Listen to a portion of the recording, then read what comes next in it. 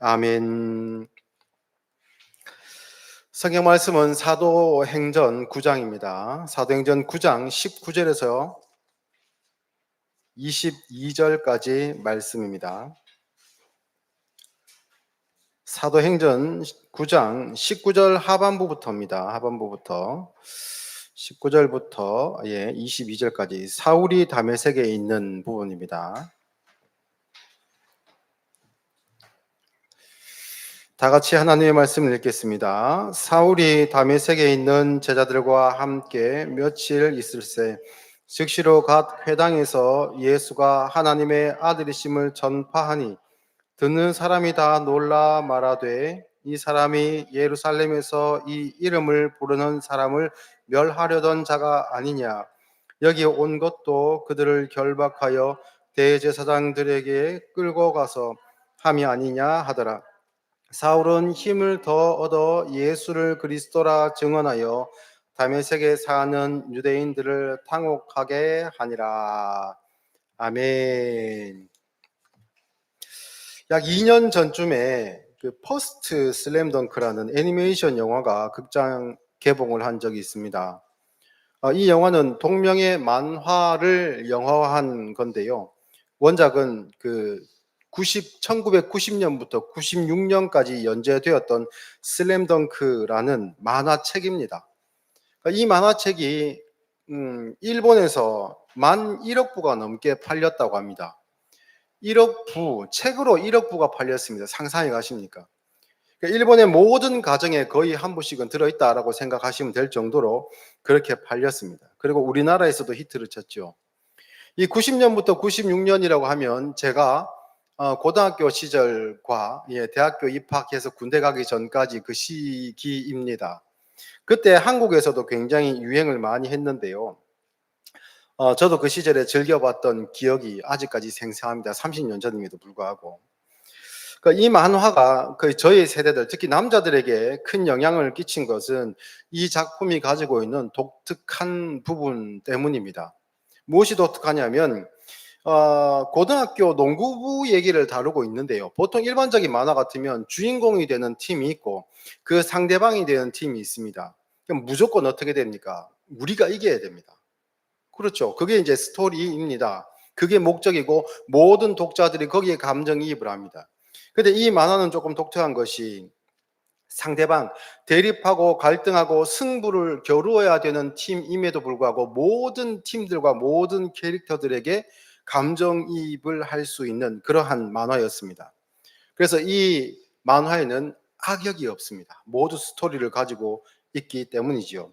그래서 경기가 시작되면 우리 팀, 북산이라는 고등학교 그 팀이 이겨야 되겠지만 상대 팀 입장에서도 감정이입이 저절로 됩니다. 막 가슴이 아프기도 하고 이중적인 그런 감정을 느끼게 됩니다. 그런데 거기 등장하는 수많은 인물들 중에 제가 가장 좋아했던 인물이 있는데요. 그 캐릭터는 정대만이라는 인물입니다. 물론 일본식의 이름이 있겠죠. 근데 우리나라로 번역되면서 정대만이라고 이제 이름이 번역됐습니다. 이 학생은 원래는 중학교 때에는 중학교 농구 MVP를 할 정도로 뛰어난 재능을 가진 선수였습니다. 그런데 고등학교 올라와서 무릎 부상을 당한 후에 농구 코트를 떠나가 가지고 한참 동안 방황의 시간을, 이렇게 몇 년간 공백의 시간을 보내다가 다시 복귀한 그런 캐릭터입니다. 그러니까 짠한 마음도 있고 그가 다시 옛날의 실력을, 그 명성을 되찾았으면 하는 그런 마음도 있어 가지고 많이 감정이입이 됐던 그러한 캐릭터입니다. 그래서 그를 응원하는 친구들과 사람들은 그를 가리켜서 불꽃 남자, 다시 타오르는 불꽃 남자, 아마 그런 수식어를 썼던 것 같습니다. 만화상에서는 마지막 경기가 그 산왕이라는 고등학교 중에서는 가장 이제 그 강한 팀과 초반부터 이제 붙는 그런 경기였는데요. 그때 긴 공백 기간 때문에 이 정대만이 굉장히 이제 체력이 떨어져 있었습니다. 그래도 기본 실력은 있다 보니까 경기에 투입됐는데 금방이라도 쓰러질 것 같은 상태로 겨우 코트 위에 서서 이렇게 이제 그 시간, 그 자기의 역할을 감당하고 있습니다. 그래서 그 선수를 수비하던 상대 팀 선수조차도 그가 이미 한계에 도달했다는 사실을 알 수 있을 정도로 그렇게 지치고 탈진한 상태였습니다. 그때 정대만은 자신을 마크하고 있는 상대 선수에게 갑자기 말을 겁니다.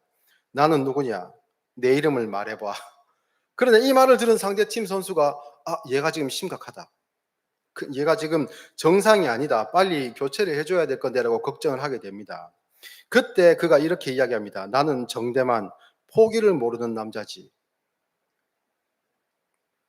예. 이 말과 함께 자신을 마크하고 있던 상대 선수를 따돌리고 3점 슛을 탈진한 상태에서 성공을 시킵니다.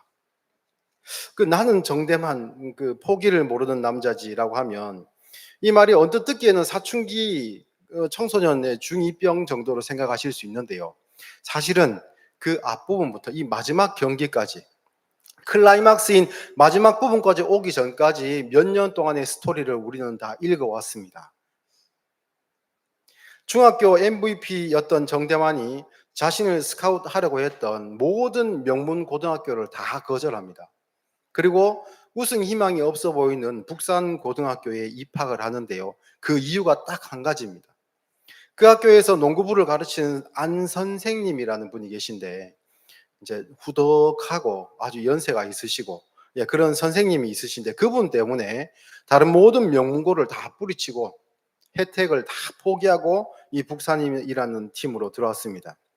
근데 왜 이 정대만이 그 학교로 들어갔냐면 중학교 시절 그 MVP가 결정나는 그 경기를 하다가 완전히 자신의 팀이 패색이 짙어져 가지고 이제 좌절하고 포기하고 싶어 할 때 놓친 농구공을 주어서 정대만에게 탁 주면서 이렇게 이야기합니다. 안 선생님이 이렇게 이야기합니다. 마지막까지 희망을 버려서는 안 된다. 안 된다. 포기하면 그때는 끝이야. 끝까지 포기하지 말라는 거죠.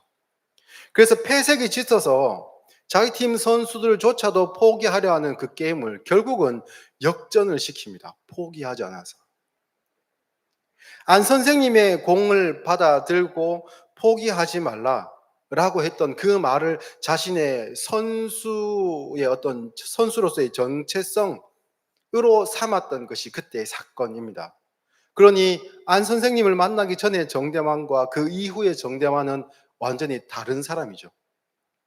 그래서 정대만이 그 마지막 경기에서 나는 정대만 포기를 모르는 남자지라고 했을 때 그 스토리를 알고 방황의 시간과 다시 돌아와서 이 팀에 합류하기까지의 그 모든 스토리를 알고 있는 독자들은 소리를 지를 수밖에 없습니다. 어떤 사람이 누군가를 만나서 또는 어떤 경험을 통해서 변하는 일들이 종종 있습니다. 물론 이 정대만이라는 캐릭터처럼 극적인 변화가 있을 수도 있지만 어떤 경우에는 스며들듯이 조금씩 변하는 일들도 있습니다. 어쨌든 변화의 계기가 있게 마련입니다. 그런데 정대만에게는 안 선생님이 그런 계기가 되었습니다. 여러분에게는 혹시 그런 계기가 되는 사람과의 만남이나 사건이 혹시 있습니까? 오늘은 만화에 좀 비유해서 그렇지만 본문을 통해서 가장 극적인 변화를 겪은 사람을 우리가 살펴보고 있습니다. 그는 바로 본문에서는 사울이라고 나오고 이 사울이라는 이름은 유대식의 표현이고 이후에 헬라식 발음을 하면 바울이 됩니다. 근데 이 바울은 원래는 당시에 최고 학문까지 배웠던 사람이고 유대인들에게도 존경받는 사람이고 종교 국가였던 유대라는 그 나라 안에서 이 바리새인이라는 그룹에 속해 있었기 때문에 유대인들에게 존경받는 그러한 사람이었습니다. 이들은 일반인과 구별된 아주 절제된 삶을 살았고 율법으로 이렇게 금하고 있는 것 안 하고 권하고 있는 것은 철저히 행하며 살려고 했던 그러한 사람이었습니다. 그런데 이 바울과 예수님과의 만남이 오늘 본문에 등장했지만 사도행전에 등장했지만 사실은 아마 짐작해 보기를 예수님의 십자가 사건 전에 이 바울은 예수님에 관한 소식을 들었을 가능성이 굉장히 큽니다. 왜냐하면 예수님의 짧은 3년간의 공생애를 통해서도 그리고 그 이후에 예수님의 십자가 사건을 통해서도 그 사건이 어떻게 유대 전체에 퍼져나갔는지를 우리가 보았을 때 이 예수님에 관한 소식은 분명 바울의 귀에 들렸을 것이라고 우리는 짐작할 수 있습니다. 직접 대면했을 가능성은 적다고 할 수 있지만 어쨌든 예수님에 대한 소식은 이 바울이 들었을 것으로 그렇게 우리가 짐작해 봅니다.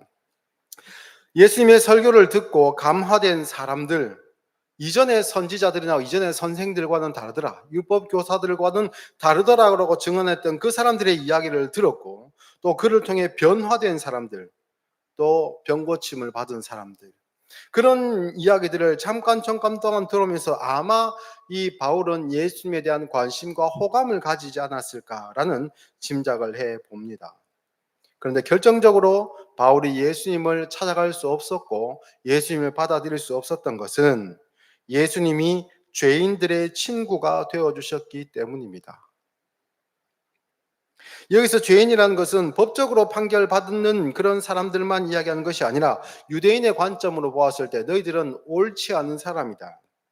예를 들어서 세리는 로마에 보내는, 세금을 보내는 일을 담당했던 사람들인데 유대인들에게 세금을 과하게 걷어가지고 로마로 일정 부분을 보내고 나머지 자기가 착복하는 그러한 사람이었습니다. 그래서 유대인의 입장에서 보면 이 세리들은 죄인이고 가장 나쁜 사람이고 우리로 치면 친일파 중에 친일파, 어쩔 수 없이 동조하는 사람이 아니라 적극적인 친일파라고 할 수 있습니다. 그리고 당시에 주인의 물건을 몰래 빼돌리기도 하고 언행에 아주 점잖지 못했던 목자들 그룹, 그리고 자신의 성을 팔아서 돈을 벌었던 창기, 이런 사람들을 일반적으로 유대인들은 죄인이라고 부르고 멸시하고 멀리했습니다. 그러니까 바울의 입장에서 보면 유대인의 극단에 속한 사람인데 그 극단, 반대편 극단에 있는 사람들을 보면 어떤 생각을 했겠습니까? 업수히 여기고 멸시했겠죠. 그런데 예수님께서 자기처럼 훌륭한 사람, 절제된 사람을 반기시는 것이 아니고 그런 죄인들의 친구가 되어주시고 그들의 집에 찾아가시고 그들과 함께 식사를 나누시고, 그러한 일들을 보면서 이 바울은 적지 않아 실망하고 당황했을 가능성이 큽니다. 그 안에는 내적인 갈등이 있었겠지요. 분명히 예수가 하는 사역을 보았을 때, 그의 메시지를 간접적으로 전해드렸을 때 분명히 이 사람들은 우리 중 하나와 같지 않다는 것을 알았을 것이고, 그에게 하나님께서 함께 하시는 역사가, 병 고치는 은사들, 기적의 은사들, 오병이어의 기적들도 마찬가지지요. 무리를 걸으신 그런 사건들이나 심지어는 죽은 자를 살린 사건까지 있었습니다. 그것이 유대 전체를, 예루살렘 전체를 소동하게 했었기 때문에 모르는 사람이 없었을 것으로 예상이 됩니다.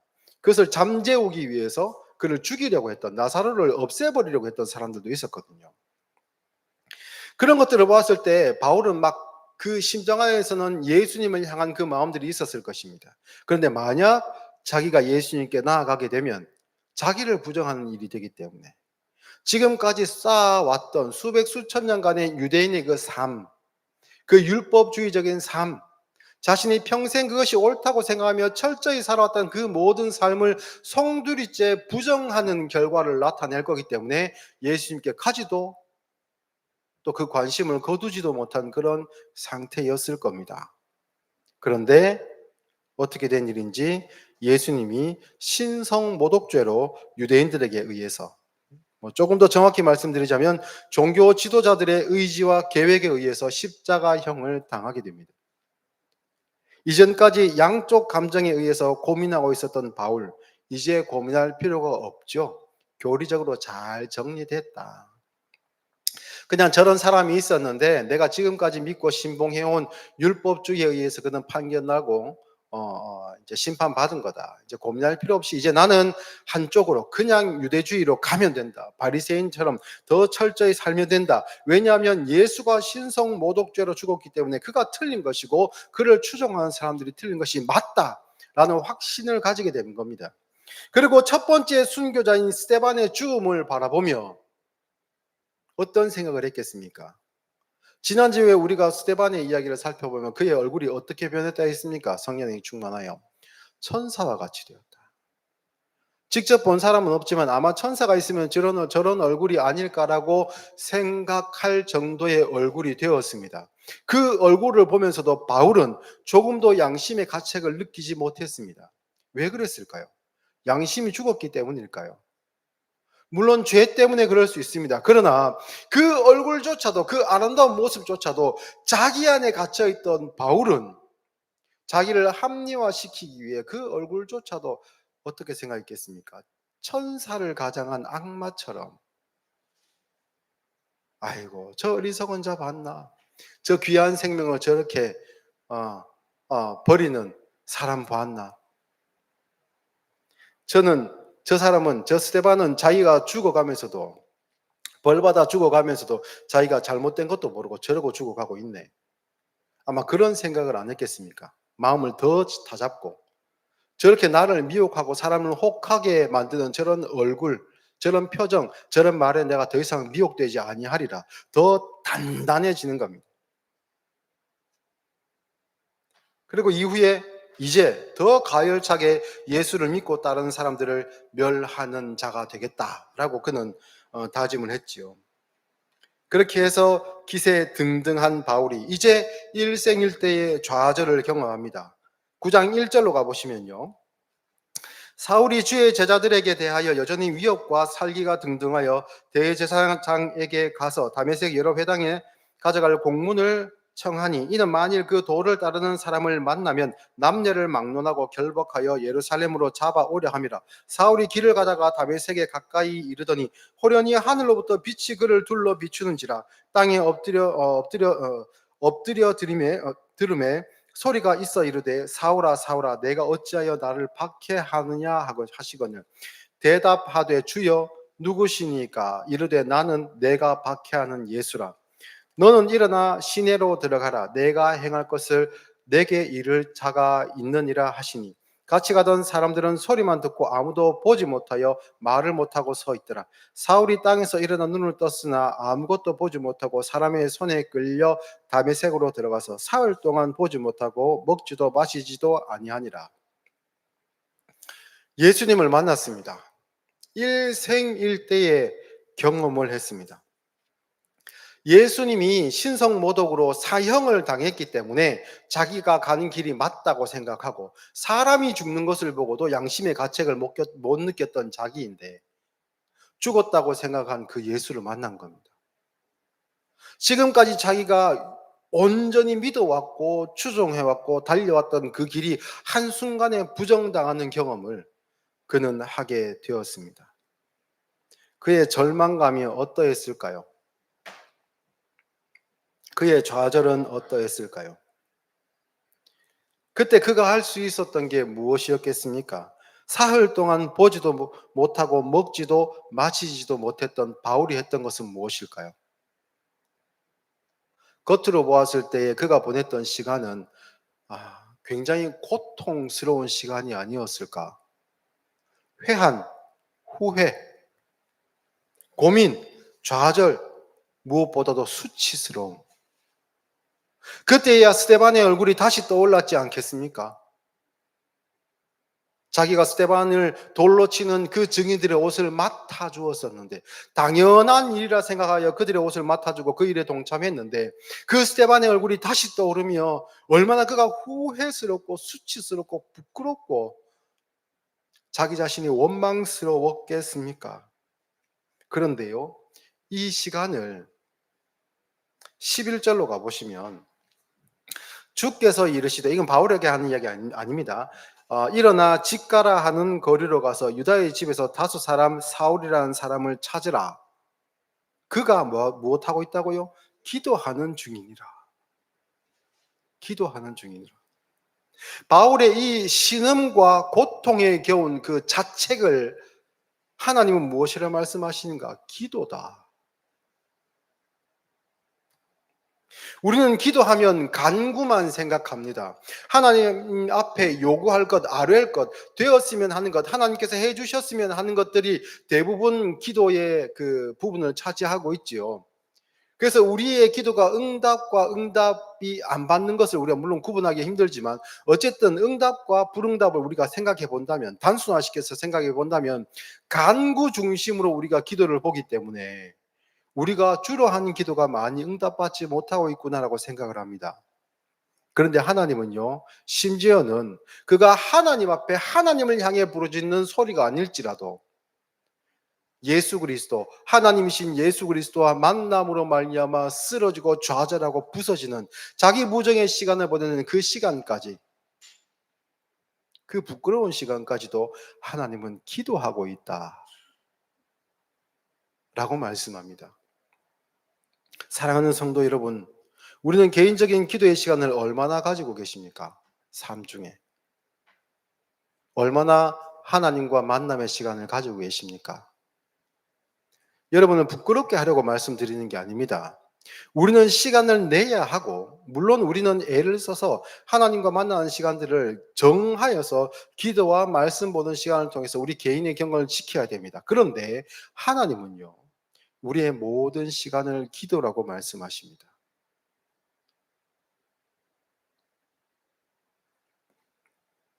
예수님은 다메섹에 있던 아나니아에게 찾아오셔서 바울을 이끌어 줄 것을 명하셨습니다.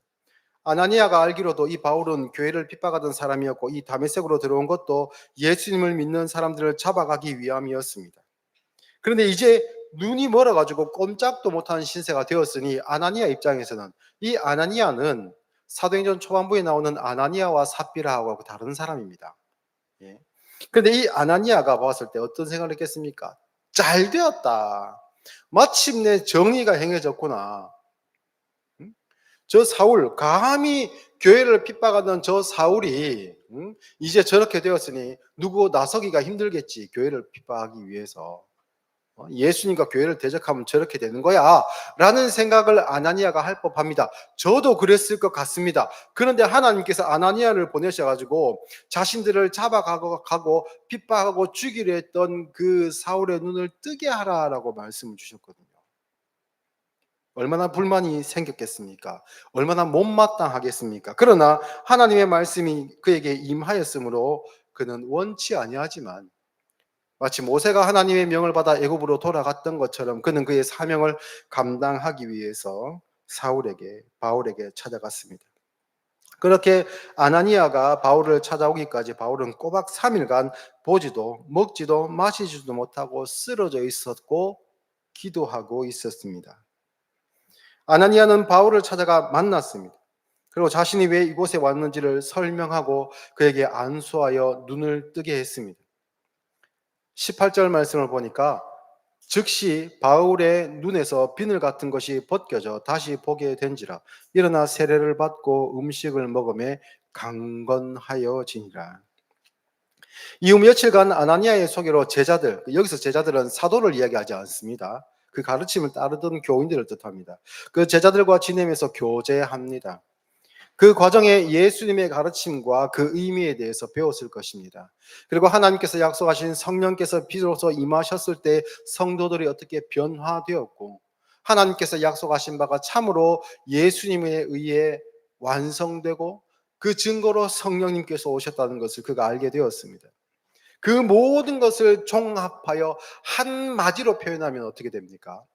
바울이 사람들에게 전했던 예수가 그리스도다. 예수가 하나님의 아들 그리스도다. 여러분, 역사적인 예수는 어떻습니까? 그 당시 유대와 예루살렘에 있었던 예수를 목격했던 사람이 보았던 예수는 어떤 사람입니까? 신성 모독죄로 죽었던 사람입니다. 사형당해 죽었습니다. 모든 것을 할 수 있을 것처럼 보였고 사람들에게 그런 기대감을 심어 주었지만 그 모든 사람들의 기대를 저버리고 죽어버렸습니다. 실패자입니다. 자기들이 생각했던 메시아와는, 다윗과 솔로몬의 왕국을 다시 회복시킬 만한 그런 메시아와는 전혀 다른 사람입니다. 근데 그가 하나님의 아들이고 그가 메시아다, 그리스도다라고 하는 말은 너무나도 매칭이 안 되는 겁니다. 안 맞습니다. 근데 그 모든 가르침을 죽음에 가까운 그 예수님과의 만남, 그 충격과 그 이후에 제자들과의 만남을 통해 가치관이 완전히 바뀌어 버렸습니다. 그전에는 예수도 죽어 마땅한 사람이고 스데반도 죽어 마땅한 사람이었는데 이제 예수님을 만나고 난 이후에 예수님이 참으로 그리스도이시고 예수님을 가장 닮아 있었던 스데반은 내가 가장 닮고 싶은 신앙인의 모습이다 라는 것을 바울은 깨달아 알게 되었던 것입니다. 그래서 원래는 유대인들이 모이는 회당에 가서 예수 믿는 사람들을 수소문하고 그들을 잡아가려고 했었는데 이제 완전히 다른 사람이 되었지요. 그러한 모습을 보고 21절 말씀 보니까 듣는 사람이 다 놀라 말하되 이 사람이 예루살렘에서 이 이름을 부르는 사람을 멸하려 하던 자가 아니냐. 여기 온 것도 그들을 결박하여 대제사장들에게 끌어가고자 함이 아니냐 하더라. 사울은 힘을 더 얻어 예수를 그리스도라 증언하여 다메섹에 사는 유대인들을 당혹하게 하니라. 그런데 여기서 끝나지 않지요.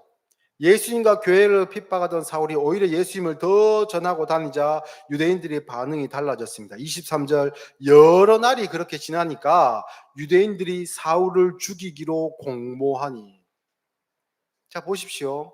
사울이 전하는 이야기와 스데반이 했던 이야기는 동일합니다. 예수님이 그리스도시고 하나님의 아들이라는 것이 동일합니다. 그런데 스데반의 그 증거, 그 설교를 듣고 사람들은 스데반을 죽였죠. 똑같은 마음으로 예수가 그리스도라 전하는 그 바울을 사람들이 죽이려고 공모합니다. 그런데요, 같은 이야기의 설교를 하였던 베드로, 명절에 모인 사람들 앞에 서서 오순절 성령 강림 사건을 통하여 절기를 위해 예루살렘으로 나온 그 많은 유대인들을 향하여서 예수가 그리스도다라고 전했던 베드로의 설교를 통해서는 어떻게 됩니까? 수천 명의 사람들이 회개하고 세례받고 교회의 일원이 됩니다. 스데반이 잘못되었고 바울이 잘못했습니까? 아닙니다. 그럼 베드로는 특별했고 달랐기 때문에 그랬습니까? 또 아닙니다. 아마 그들 스스로도 바울이나 스데반이나 베드로 그들 스스로도 생각하기를 누가 틀렸고 누가 맞냐 이렇게 생각하지 않습니다. 그들의 기준은 이제 완전히 바뀌었기 때문이거든요. 결과로 나타나는 것이 아니고 어떤 현상으로 나타나는 것이 아니고 그들의 눈에 보이는 어떠한 외부적인 조건에 의해서 자신의 신앙이 평가받는 것이 아니고 내가 만난 유일한 기준 되신 예수님을 통해서 내가 증명되고 안 선생님을 통해서 바뀌었던 정대만처럼 내 이름이 무엇이냐? 나는 정대만이다. 끝까지 포기하지 않는 남자다.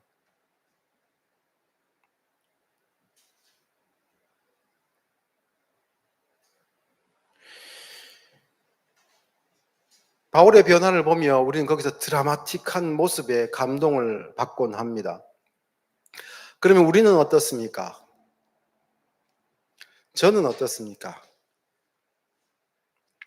우리에게도 예수님과 만남의 순간들은 여러 번 있었을 것입니다. 그렇죠? 일상생활 가운데서 우리가 묵상하는 가운데 예수님을 만날 수도 있고 예수님께서 늘 우리와 함께 지금도 동행하고 계시다는 사실을 문득문득 깨달을 때도 있고 특별히 우리가 구별된 장소와 시간에서 우리가 함께 모여 하나님의 말씀을 통하여 하나님 앞에 예배하는 이 일을 통해서도 우리는 예수님을 만나고 함께 합니다. 그런데 우리에게는 왜 이런 변화가 안 나타나는 것 같을까요? 왜 이런 극적인 변화가 잘 안 나타나 보일까요? 여기서 제가 이런 말씀을 드린 것은 여러분을 다시 한번 함정에 빠뜨리기 위함이 아닙니다. 그런데 이 말을 들은 대부분의 사람들은 함정에 빠집니다. 여러분 자책하게 되죠. 나는 왜 그렇게 되지 못하지? 내 삶은 왜 그렇게 극적으로 반전을 경험하지 못하지? 나는 예수님을 경험했는데 만났는데 내가 만난 예수님은 바울이 만난 예수님과 다른가? 나 혼자만의 착각인가? 이런 좌절을 경험할 수 있는데요. 만약 우리가 그렇게 생각하고 있다면 이 마음을 그대로 바울에게 만약 전한다면 우리의 마음, 우리의 말을 들은 바울은 무엇이라고 이야기할까요? 당신도 나처럼 극적인 변화를 맞이하십시오. 그게 신앙의 모범입니다라고 할까요? 아닙니다. 바울은 스스로 이야기하기를 내가 모든 신자들 중에 가장 작은 사람, 가장 못한 사람, 만약 그래프가 있어서 뭐 10, 9, 8, 7, 6 이렇게 매길 수 있다면 우리가 생각할 때는 우리 스스로를 1, 2쯤에 두고 이렇게 절망하고 있을 때 바울은 자신을 이야기하기를 나는 이 뒤에 마이너스 200, 300에 있었던 사람입니다. 예수님과 교회를 핍박했던 사람입니다. 그래도 당신들이 나보다 나은 사람입니다. 그렇게 이야기할 겁니다. 시편 22편을 한번 찾아보겠습니다.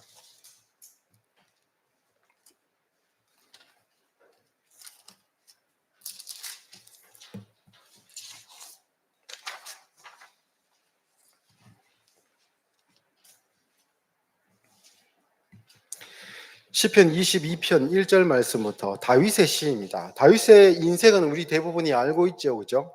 다윗의 인생을 한번 떠올려 보시면서 시편 22편 구약 817페이지에 있습니다. 1절부터 제가 읽겠습니다. 내 하나님이여 내 하나님이여 어찌 나를 버리셨나이까. 예수님의 십자가상에서의 말씀과 동일하죠. 어찌 나를 멀리하여 돕지 아니하시오며 내 신음소리를 듣지 아니하시나이까. 내 하나님이여 내가 낮에도 부르짖고 밤에도 잠잠하지 아니하였사오나 응답하지 아니하시나이다. 이스라엘의 찬송 중에 계시는 주여 주는 거룩하시니이다. 우리 조상들이 주께 의뢰하고 의뢰하였으므로 그들을 건지셨나이다. 그들이 주께 부르짖어 구원을 얻고 주께 의뢰하여 수치를 당하지 아니하였나이다. 나는 벌레요 사람이 아니라 사람의 비방거리요 백성의 조롱거리니이다. 나를 보는 자는 다 나를 비웃으며 입술을 비축거리고 머리를 흔들며 말하되 그가 여호와께 의탁하니 구원하실 걸 그가 기뻐하시니 건지실 걸 하나이다. 바울의 고백입니다. 바울의 고백. 우리가 느끼는 자책감들, 나는 왜 바울처럼, 죄송합니다, 다윗입니다.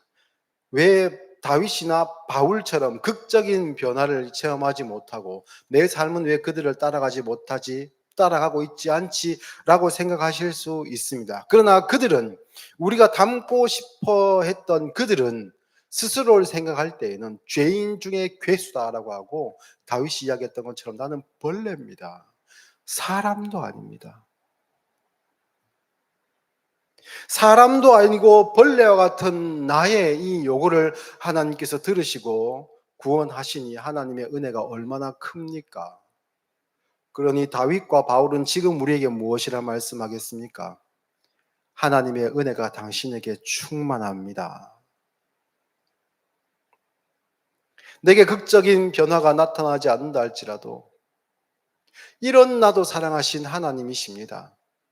이런 나도 왕의 직분을 맡기시고 이방인의 사도로 세우신 하나님이십니다. 하나님의 은혜가 저에게 충만하셨고 충분하셨던 것처럼 당신에게도 충만하시고 충분합니다. 이 음성을 말씀을 통해 들으실 수 있기를 바랍니다. 그리고 여러분의 한 주간의 삶 가운데서도 이 말씀이 여러분 마음 가운데서 떠나지 않기를 바랍니다. 어떤 자리에 어떠한 모습으로 또한 심지어는 내가 나를 생각할 때에 나를 평가하고 생각할 때에 나를 채찍질하고 싶고 나를 나 스스로가 자책하여 심판하고 싶은 그런 생각이 드는 그 순간에도 이 말씀이 우리 마음 가운데 떠나지 않기를 바랍니다. 그렇게 될 줄 또한 믿습니다. 제가 그 길을 따라가고 있고 지금 현재에 여러분도 하나님께서 그 길로 인도하고 계시다는 것을 제가 확신하기 때문에 이 말씀을 드리는 겁니다. 그래서 모든 순간들이, 심지어는 그 순간이 전도하는 순간, 예배와 기도하는 순간이 아닐지라도 회한과 후회와 뉘우침과 수치심을 느끼는 그 시간일지라도 하나님께서 기도라고 말씀하여 주신 것처럼 그 모든 시간 동안에 하나님과 함께하며 기도하는 그 시간 보내실 수 있는 우리 새순교회 성도님들 되시기를 예수님의 이름으로 축복합니다. 기도하겠습니다.